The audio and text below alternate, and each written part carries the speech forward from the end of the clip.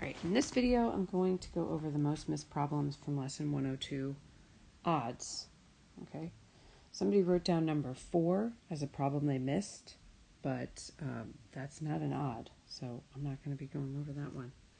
All right, number 1 says,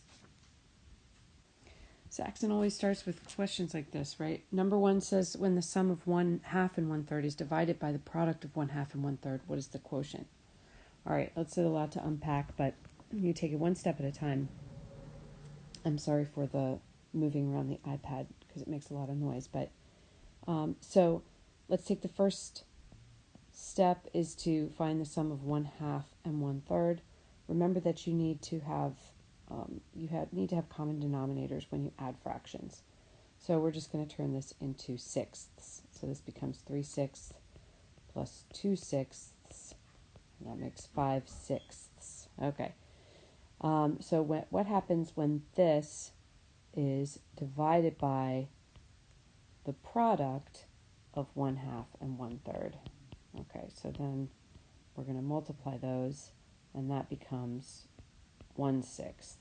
All right, so then we come to this 5/6 divided by 1/6. Well, when you're dividing by fractions, you multiply by the reciprocal. Okay, so you have to take this and you have to find the reciprocal of this. Well, the reciprocal of this is just 6/1. So it becomes 5/6 times 6/1. And so that is 5. Our answer is 5. All right, moving on to the next couple of things that I notice. Number 5 and number 11a fall under this always reduce fractions. It says, in a class of 30 students, there are 14 boys.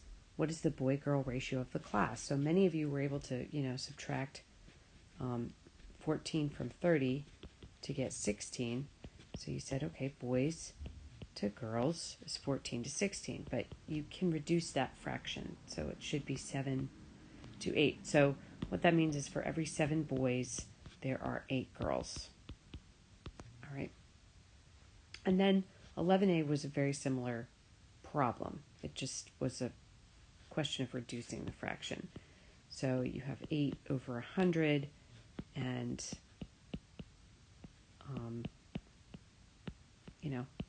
you just factor out 4, and you get 2/25. Number 17, somebody mentioned that they had a problem with this. The circumference is 35 inches and the diameter is 11 inches, and it says how many diameters go into the circumference. So this is just a division problem. So it would be 35 divided by 11. Now some of you just wrote 3.14. That is what should be the proportion here, but it's because measurements have error. That's not always the case. So you need to actually complete the problem to figure this out, or you should anyway. All right, and then so we get 90, and this goes in 8 times. And it says round to the nearest tenth. So I'm not going to keep going. I could keep going, but I won't. I'm going to stop there because it says to round to the nearest tenth, and to the nearest tenth is 3.2. Okay, number 23. The Simpsons rented a trailer that was 8 feet long and 5 feet wide. And so we're finding the area of this trailer here. And then it says if they load the trailer with 1 foot by 1 foot by 1 foot little boxes. Okay, so we have a volume here of 1 foot cubed. And they want to go to a height of 3 feet. So this is going to go 3 feet high. Imagine this is coming out of your screen here. All right. So this is 3 feet high. How many boxes can they fit? This is just a volume problem. So we have 8 by 5 by 3.